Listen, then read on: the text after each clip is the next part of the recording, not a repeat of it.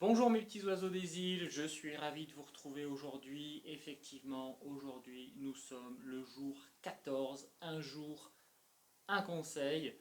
Comme à mon habitude, j'ai réalisé mes 3 km ce matin, je suis en pleine forme, je suis plein d'énergie.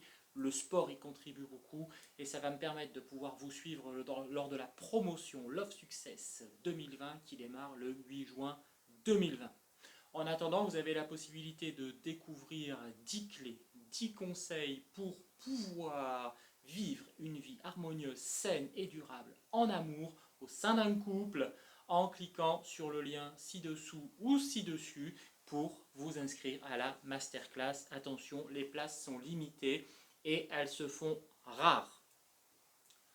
Lors de ma course ce matin, je me suis interrogé parce qu'il m'est arrivé dans le passé de voir des gens qui performaient, qui réussissaient des performances qui m'interrogeaient.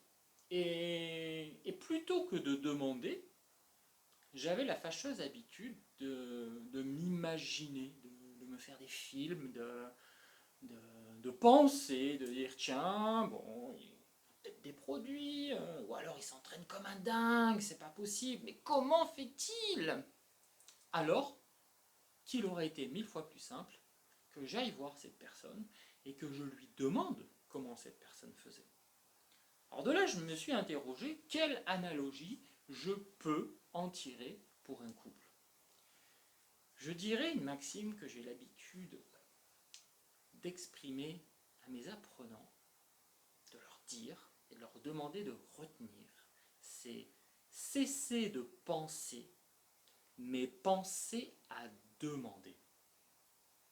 Dans un couple, la plupart des disputes, la plupart des tensions, la plupart de l'anxiété d'un des deux partenaires, du stress, naît d'une confusion, d'un a priori ou d'une pensée erronée. Pourquoi? Parce qu'on ne demande pas. On a l'impression que son partenaire fait la tête, alors plutôt que de lui demander s'il fait la tête et si oui, pourquoi, on va attendre et on va laisser monter la cocotte minute, on va laisser monter cette pression en soi jusqu'au moment où nous n'arrivons plus à contrôler nos émotions et on explose. Et plutôt que d'avoir demandé une heure avant ce qui n'allait pas, si quelque chose n'allait pas d'ailleurs, on va être agressif et on va arriver en disant arrête de faire la tête, ça m'énerve. Voilà.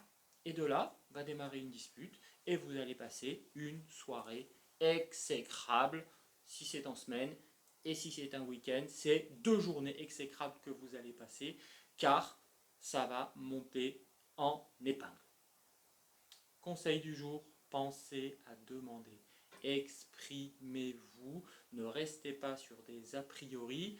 Les outils numériques aujourd'hui amplifient ce phénomène. On s'envoie des SMS, on ne sait pas ce que son partenaire met comme sentiment derrière, on l'interprète. Oh là là, il est en colère, oh là là, il n'est pas de bonne humeur, alors que souvent il n'en est rien. Pensez à demander, arrêtez de vous imaginer des choses qui ne se produisent jamais ou qui n'existent pas. Il faut savoir que l'être humain a une fâcheuse tendance à toujours vouloir imaginer le futur et que 98% des choses que vous imaginez ne se produisent jamais. Voilà, si vous souhaitez savoir comment améliorer cette communication au sein du couple, inscrivez-vous à la masterclass du 14 mai 2020. Participez au programme Love Success pour avoir la vie que vous méritez, une vie joyeuse, une vie pleine d'entrain où vous allez améliorer vos relations avec vous-même, mais également et surtout avec votre partenaire dans la relation amoureuse. D'ici là, je vous dis prenez soin de vous, on se retrouve demain pour le nouveau Un jour, un conseil. Bye bye mes oiseaux des îles.